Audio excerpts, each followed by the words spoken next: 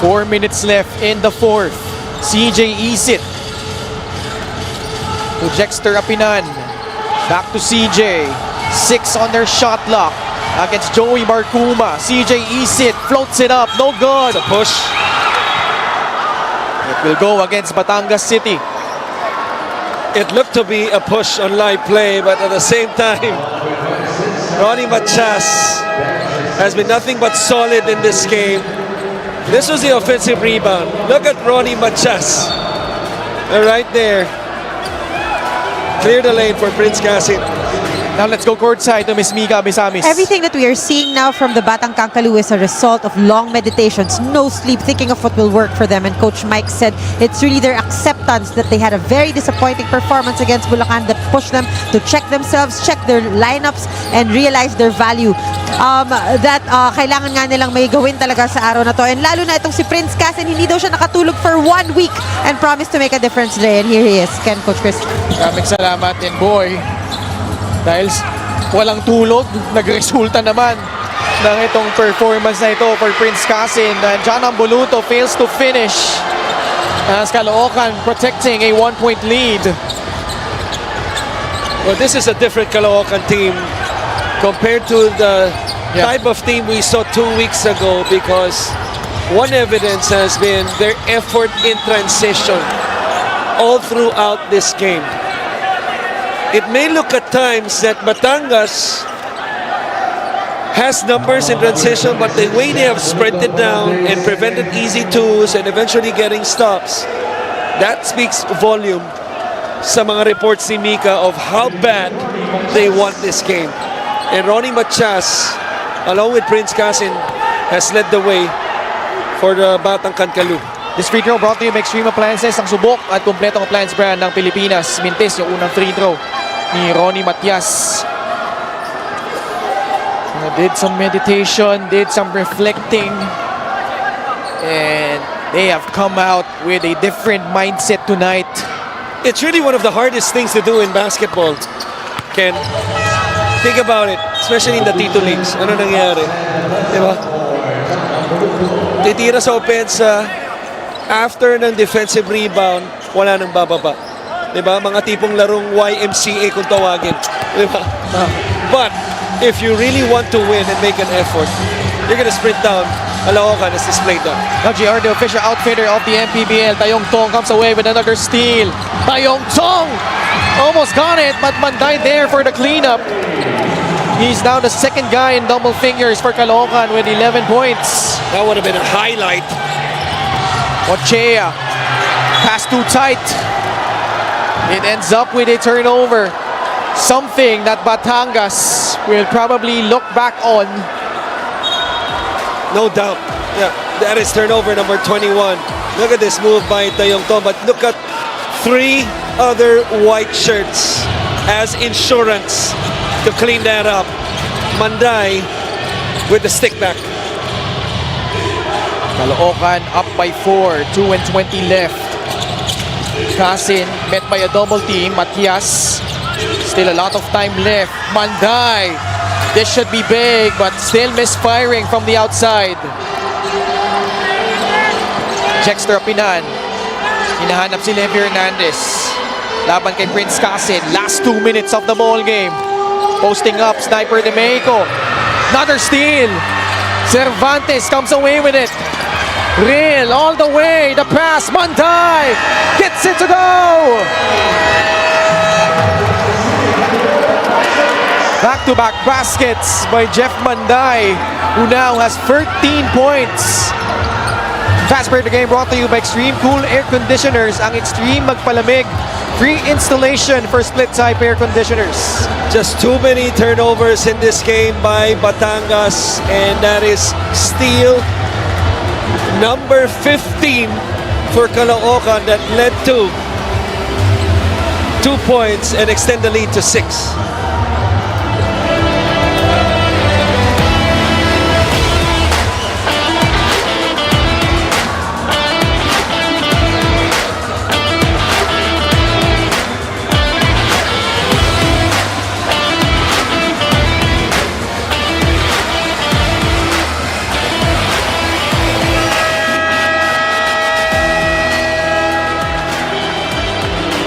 Commissioner Kenneth Doremnes, Head of Operations, Head of Security, Rudy Distrito, and ASCOM sa tour. And Batangas City fans on the edge of their seat. Right now, they're down by 6. Fan of the game brought to you by LGR, the official outfitter of the Mpbl. Caloocan came into this game number 1 in terms of steals, 10.6 a ball game, but they have outperformed themselves tonight with 15 steals, which led to a lot of points off turnovers. That's 150% more. Diba? Grabe. And it's really out of their effort. We talked about them going down in transition, the way they have been alert defensively. Their help defense has been there. This one, Casin almost with another steal on ball. 5 seconds left. Hernandez, long shot. Aplaza got blocked from behind by Real Cervantes. Caloocan pulling out all the stops. A minute and 24 left. They got to get into their offense early. They're going to end up with a forced shot. 2-possession ball game. Banday laban kay Donald Chea. Still with his hands. The shot! Wow! Jeff Banday with a kill shot. But Jeff Banday, just like Ronnie Machas, has been nothing but solid in this game as well. Jeff Banday already with 15 points to be the second leading scorer. And with that shot, that could be the dagger. Gixer, great move of the game. Born for greatness. Beautiful escape right here. Using the pump fake. And then getting a high percentage shot with 1 foot inside the paint and showing the touch. 57.9 seconds remaining. Still a lot of time for Batangas, although we're seeing some people heading to the exits already. 3-possession ball game. And also the misses from the line have really been costly for Batangas City. 11 of 19. Almost a turnover. 44 seconds remaining. Jeff Banday, laban kay Donald Chea pa din. 4 seconds on their shot clock. Jeff Banday for free. No. Offensive rebound. It will end up with Caloocan still. 29.3 seconds left. Coach Mike Sagingit will sue for time. And that ball kept alive by Real Cervantes, who has also come to life here in the second half. We'll be back after the short break.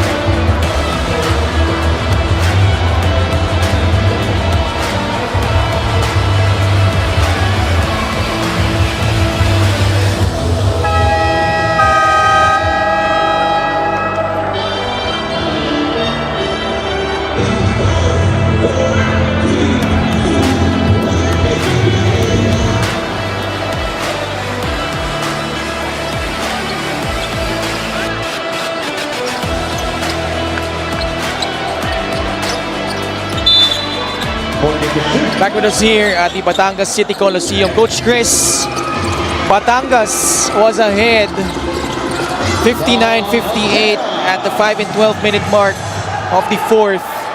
And then 9 straight points by Caloocan before that basket by Donald Chea, pretty much giving them some separation. Still a 2-possession ball game. A steal, almost. Tayong Tong falls down. Is it the jump ball? If it is Batangas City basketball. Di pa tapos. Possession, Batangas. Oo. So a 3 right here can make this a 1-possession ball game. Some glimmer of hope if you're the Rum Masters. Both teams shooting just 11 out of 20 from the free throw line. Both teams also with one timeout left. So if Batangas hits a shot, which they will, Quickly, 15.1 seconds. Ooh, that's a poor foul. yeah. That's a poor foul.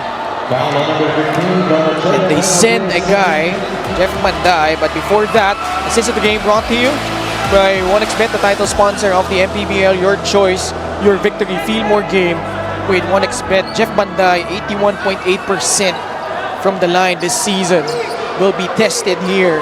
12.3 seconds left. Pero unang dalawa pa lang niya to sa free throw line tonight. His shots mostly have not been falling from the outside. But those timely baskets late in the fourth, but he misses a big one from the line. Still a slither of hope para dito sa Batangas City.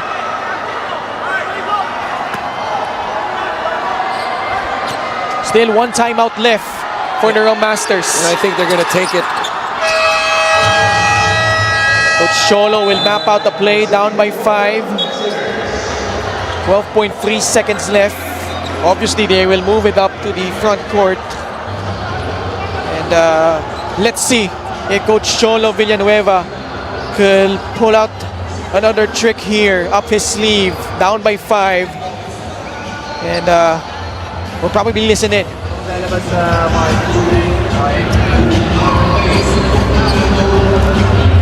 Jack, Philip, ready, set. Okay, you go Jack, yan ang hinahanap natin. Pasok ka lang mo dito Philip, walang offensive foul.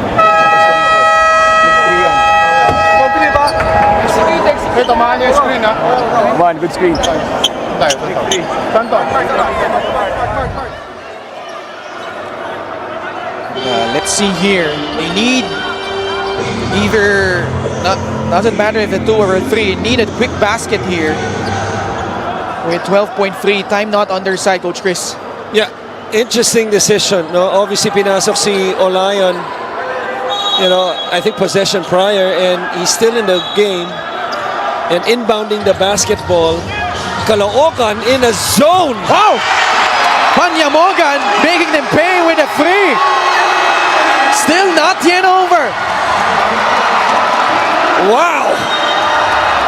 And my wow is not because of the shot, but the change of defense. It was a flat zone, and this is just a simple pop out to the top of the key. And clearly, you know, the white shirts, the two on top, Manday and Tayongtong, with a mental lapse to defend.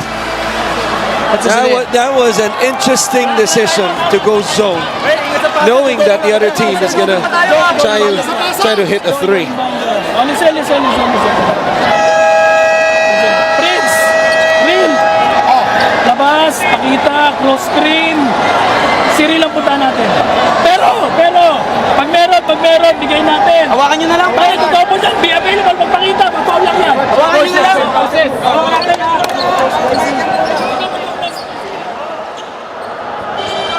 All right, 9.7 seconds left. 2-point lead.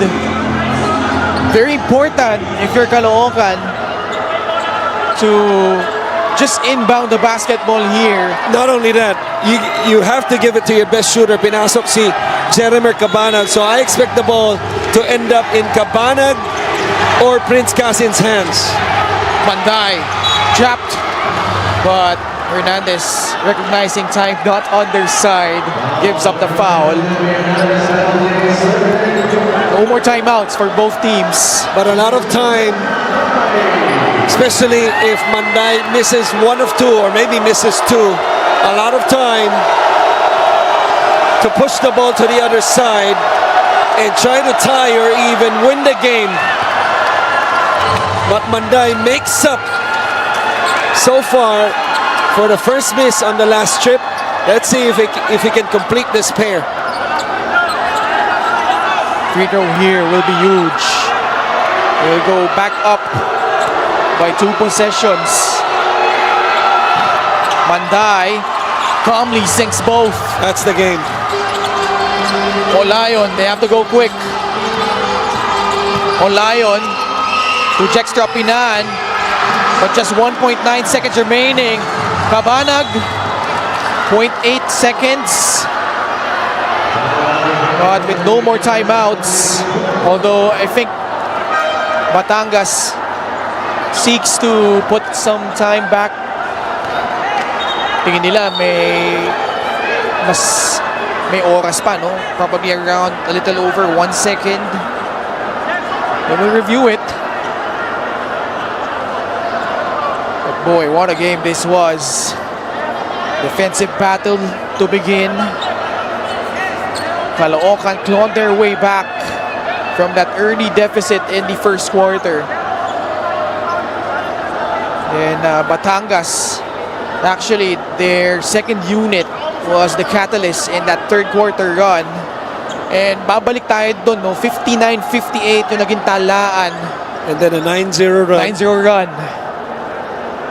It went up to 8. Then Batangas, one last push. Ngayon na ibaba nila sa dalawa, but 1.2 seconds left. All Jeremy Cabanag has to do here is either make both, or actually could even miss the second. Just make both. Oo, yun lang.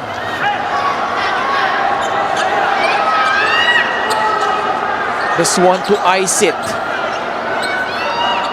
Cabanag, not a lot of minutes tonight, only 5 points.